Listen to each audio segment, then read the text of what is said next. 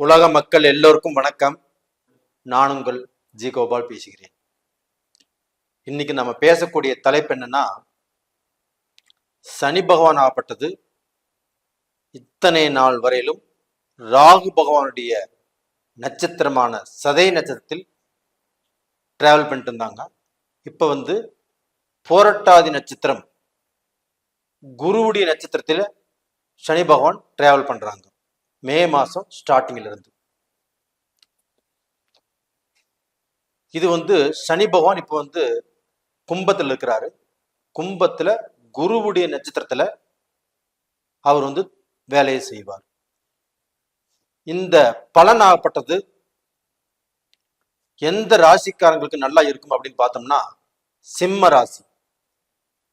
சிம்ம ராசிக்காரங்களுக்கு இந்த பலனையும் நம்ம சொல்ல போறோம்.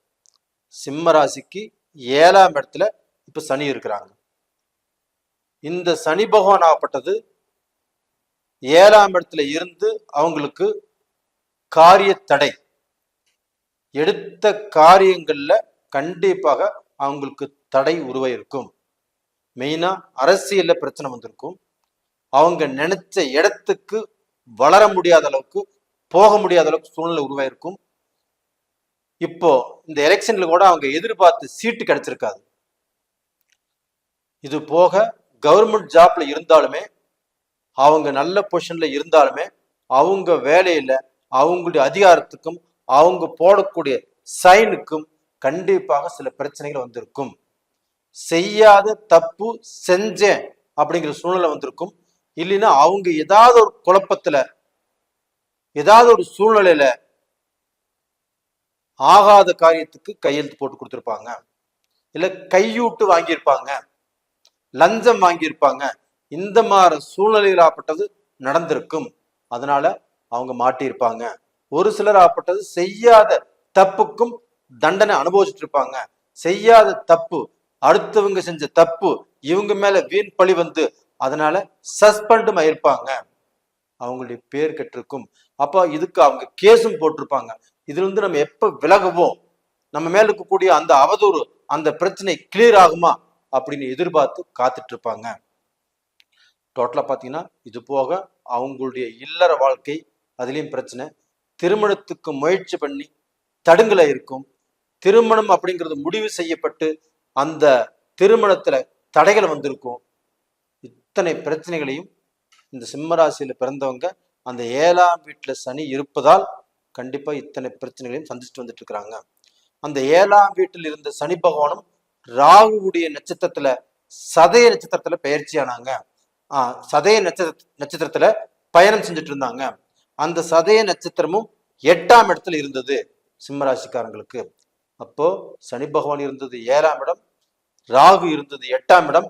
இந்த 2 ஸ்தானங்களும் சரியில்லாதனால அந்த சிம்ம ராசிக்காரங்களை போட்டு வதக்கி வாட்டி எடுத்திருக்கும்.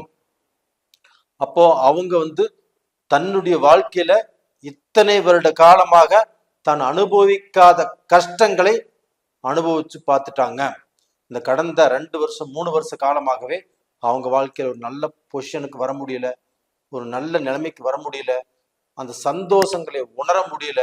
அவங்களுக்கு வர்றது எல்லாமே துக்கம், வேதனை, கஷ்டம், நஷ்டம், இதைத்தான் பார்த்துட்டு இருந்தாங்க. அவங்களுக்கும் நல்லது எப்ப நடக்கும் அப்படின்னு எதிர்பார்த்துட்டு இருக்கிறாங்க.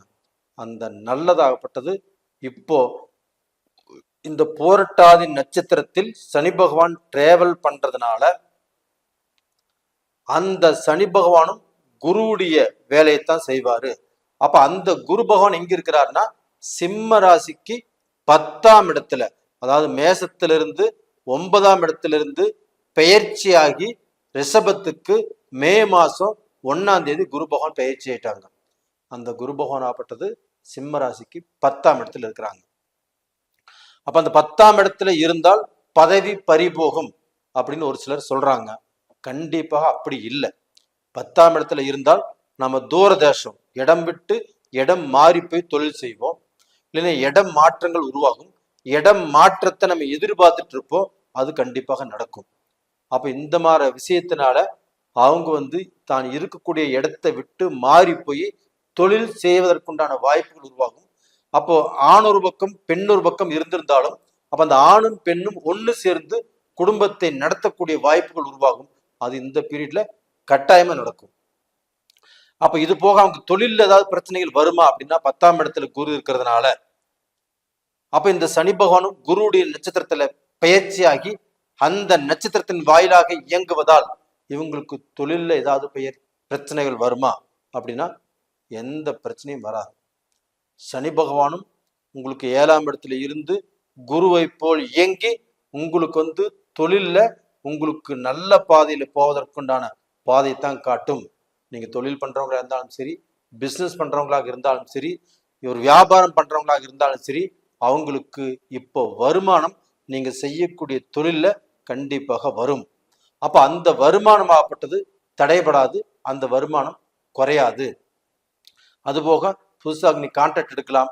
ஃபேக்டரியில வேலை செய்யறவங்க, ஃபேக்டரி வச்சிருக்கிறவங்க, இன்னைக்கு 100 பேர் 200 பேர் வேலை செஞ்சுட்டு இருக்கிறவங்க, அவங்க எல்லாருமே அவங்களுடைய முதலாளிகள் எல்லாம் நல்லா இருப்பாங்க, எந்த குறையுமே இல்லை. அப்ப இது போக அவங்களுக்கு இப்போ இந்த 7ஆம் இடத்துல சனி பகவான் இருந்து அவங்களுடைய வாழ்க்கையை கெடுத்துச்சு, அவங்களுடைய குடும்பத்தை கெடுத்துச்சு, அவங்களுடைய சுபகாரியத்தை கெடுத்துச்சு. அப்படிப்பட்டவங்களுக்கு இந்த போரட்டாதி நட்சத்திரத்தில் சனி இயங்குவதால் அந்த குரு பகவான் ஆப்பட்டது 10ஆம் இடத்துல இருக்கிறதுனால இவங்களுக்கு திருமண காரியத்தில் எந்த பிரச்சனைகளும் வராது. பொண்ணு பார்த்தாலும் மாப்பிள்ளை பார்த்தாலும் எந்த தடைகளும் வராது. அப்ப அந்த குரு பகவான் அந்த குடும்பஸ்தானத்தை பார்க்கறதுனால சிம்ம ராசியில பிறந்தவங்களுடைய அந்த குடும்பம் நல்லா இருக்கும். அந்த குரு பகவானுடைய பார்வை அந்த குடும்பத்து மேல விழுகிறதுனால அந்த குடும்பத்துல வாழ்றவங்க கண்டிப்பாக அவங்களுக்கு நல்ல சிந்தனைகள் வரும், நல்ல எண்ணங்கள் வரும். அவங்க வாழ்க்கையில பிரச்சனைகள் இருந்தாலுமே அந்த பிரச்சனைகள் ஏதாவது ரூபத்துல சால்வ் ஆகக்கூடிய அளவுக்கு நல்லது நடக்க முடியும், கண்டிப்பா கெட்டது நடக்காது. அதுபோக புத்திர பாக்கியம், குழந்தை செல்வங்கள், அந்த குழந்தைங்க மேல இவங்க இருக்கக்கூடிய பாசங்கள், அந்த குழந்தைகளை நல்ல இடத்துல கொண்டு போய் சேர்த்தணும், அவங்க நல்லா படிக்கணும், அவங்க நல்ல காலேஜுக்கு போகணும் அப்படின்னு நினைச்சு அதற்கு நீங்க எடுக்கக்கூடிய முயற்சிகள் கண்டிப்பாக நடக்கும்.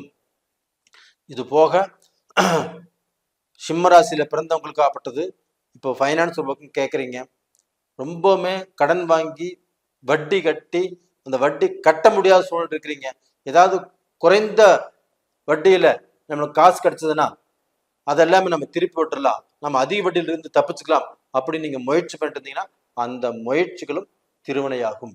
அப்போ டோட்டலா பார்த்தீங்கன்னா சிம்ம ராசிக்காரங்களாகப்பட்டது நீங்க இருக்கக்கூடிய பிரச்சனையிலிருந்து தப்பிப்பதற்குண்டான வாய்ப்புகள் இந்த பீரியட்ல இருக்குது. இந்த 390 நாட்களும் சிம்ம ராசிக்காரங்களுக்கு நல்ல நாட்களே, கண்டிப்பாக நீங்க பயன்படுத்திக்கோங்க. அப்ப டோட்டலா பாத்தீங்கன்னா சிம்ம ராசியில பிறந்தவங்க கடன்ல இருந்து நிவர்த்தி ஆவீங்க, செய்யக்கூடிய தொழில் பிரச்சனைகள் தடைகள் அதுல இருந்து நிவர்த்தி ஆவீங்க, திருமணம் சம்பந்தப்பட்ட பிரச்சனைகள், குடும்பத்துல ஆணும் பெண்ணும் சந்தோஷம் இல்லாமல் சங்கடத்தோட வாழ்ந்துட்டு இருக்கக்கூடிய பிரச்சனைகள், இது எல்லாத்திலிருந்தும் விடுதலையாகி நல்ல நிலைமைக்கு வரப்போறீங்க. நேயர்களே, இந்த பதிவு பிடிச்சிருக்குன்னு நினைக்கிறேன். பிடிச்சிருந்தா லைக் பண்ணுங்க. அதே சமயத்துல உங்களுடைய ஜென்ம ஜாதகத்தில் நடக்கக்கூடிய தசா புத்திகள் தான் உங்களுடைய வாழ்க்கையை, உங்களுடைய எதிர்காலத்தை நிர்ணயம் பண்ணும். இப்ப நடக்கக்கூடிய தசா புத்திகள் உங்களுக்கு சாதகமா இருக்குதா பாதகமா இருக்குதா அப்படின்னு நீங்க பார்த்து தெரிஞ்சுக்கோங்க.